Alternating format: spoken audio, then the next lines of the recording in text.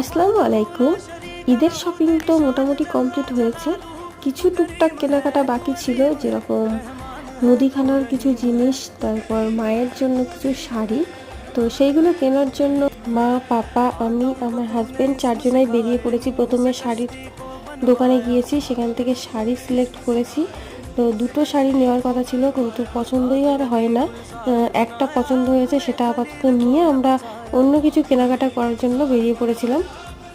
তো তারপরে আমরা দুটো লুঙ্গি নিয়েছি পাপা আর আমার হাজব্যান্ডের জন্য। তারপরে নিয়েছি কিছু টুপি দেখছিলাম। তারপরে আমরা বেরিয়ে পড়েছি। তো আমরা লস্যি খাওয়ার জন্য যাচ্ছিলাম। তো লস্যির পাশেই একটা মেহেদির দোকান ছিল, সেখান থেকে মেহেন্দি কিনলাম।